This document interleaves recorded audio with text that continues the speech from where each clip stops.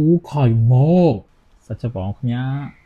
Hello အားလုံးပဲမင်္ဂလာပါကျွန်တော်ကတော့ဖူလီသားချက်ပါဒီနေ့တော့လူတော်တော်များများမှာအမှတ်တရများစွာရှိတဲ့လှည့်တန်းဘက်ကိုရောက်တော့အမြင်အာရုံနဲ့တင်တော်တော်လေးကိုဆွဲဆောင်နေတဲ့ကိတ်လှလှလေးတွေတွေ့လို့ဝယ်ခဲ့ပါတယ်ဆိုင်နာမည်လေးကတော့ House of Tiramisu ဆိုတဲ့ဆိုင်လေးပါပထမဆုံးစစားတဲ့ Cheese Tiramisu ကိတ်လေးဆိုရင်လေ cheese အရသာပြည့်ပြည့်စိမ့်စိမ့်လေးနဲ့တော်တော်လေးမှတော်တော်လေးကိုစားကောင်းတဲ့အထက်ကိုပါပါတယ်နောက်တစ်ခုသဘောကျတာကလေရာသီဥတုအရန်ပူတော့ပါဆယ်ဝယ်ဝါးရင်ကိတ်အရသာပြတ်မှာစိုးလို့အောက်မှာရေခဲတွေအများကြီးထည့်ပေးလိုက်တာပါပဲအခုစားနေတဲ့ original tiramisu ကိတ်လေးလည်းတစ်မျိုးလေးစားလို့ကောင်းပါတယ်သူစီကမုတ်တွေကလေအချို့အရန်မကဲပဲနဲ့တော်တော်လေးကိုစားကောင်းတဲ့ထဲပါပါတယ်ချိုချိုချင်းချင်းကြိုက်တဲ့သူလေးတွေဆိုရင်အခုစားနေတဲ့ blueberry tiramisu ကိတ်လေးကိုကြိုက်မှာအမှန်ပါပဲသူစီမှာကလေ tiramisu ကိတ်တစ်မျိုးတည်းရတာမဟုတ်ဘဲနဲ့မိုချီနဲ့ croissant လေးလည်းရပါသေးတယ်ဆိုင်လေးစာလေးကလည်းရှာရတော်တော်လေးကိုလွယ်တာပါလဲတန်းဘွန်ချွန်းချက်ကျော်ဆိုင်ရှိတဲ့မှာရှိပါတယ်ဆိုင်မှာဘာတွေရှိသေးလဲဆိုတာ update သိရအောင်လို့အကောင့်လေးလည်း mention ပေးထားပါမယ်ဒီဒွင်းရင်းသီးမိုချီလေးကလည်းလေအထဲမှာဒူးရင်းသီးအသားတွေပြည့်နေပြီးတော့တော်တော်လေးကိုစားကောင်းတဲ့ထဲပါပါတယ်